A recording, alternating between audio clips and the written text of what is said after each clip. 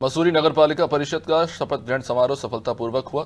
इस कार्यक्रम में मुख्य अतिथि के रूप में कैबिनेट मंत्री गणेश जोशी, भाजपा प्रदेश संगठन मंत्री अजय कुमार और अन्य नेता उपस्थित रहे। निर्वाचित अध्यक्ष मीरा सकलानी और 13 नवनिर्वाचित सभासदों को शपथ दिलाई गई। इस दौरान मंत्री गणेश जोशी ने नवनिर्वाचित बोर्ड से मसूरी के विकास के लिए एकजुट होकर काम करने का आह्वान किया। जो हमने मसूरी की जनता से चुनाव में निवेदन किया था कि दिल्ली में हमारी सरकार है, प्रदेश में हमारी सरकार है, मसूरी के विकास के लिए ट्रिपल इंजन की सरकार होना बहुत जरूरी है। और जनता पिछले बोर्ड से त्रस्त थी,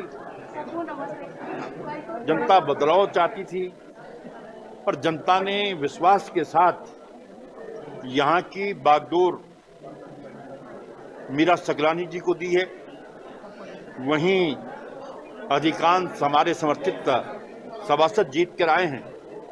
अब जनता के भरोसे पर खरा उतरना ये हमारी जिम्मेदारी है। और मैंने अपने उद्बोधन में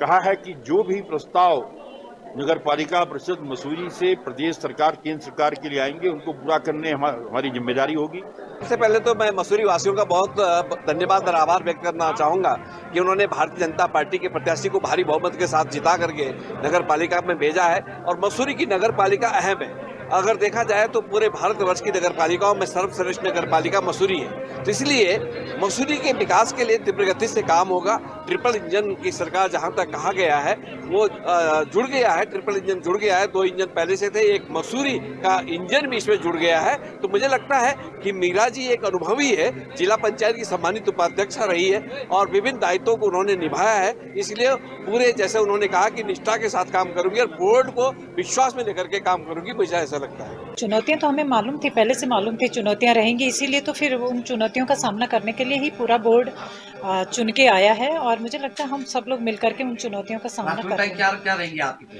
देखिए, मैंने अपने घोषणा पत्र में जो प्राथमिकताएं रखी है, चाहे वो यहाँ के पार्किंग की समस्या थी, चाहे यहाँ के हमारे जो अभी स्वास्थ्य समस्याएं हैं, शिक्षा समस्याएं, बहुत तरीके की शहर के अंदर समस्याएं हैं। और मॉल रोड को साफ सुथरा करने वाली जो बात है, ये सभी समस्याएं हैं। और ख़ास तौर से सफाई कर्मियों की जो समस्याएं हैं, वो समस्याएं प्राथमिकता के तौर पे रहेगी। और हर बोर्ड में एक एजेंडे पे काम किया जाएगा सभी सभासदों को किस सहयोग से। तो अगले बोर्ड में देखते हैं किस तरीके के मुद्दे आते हैं, सभासदों के माध्यम से क्या एजेंडे रहते हैं, उसके बाद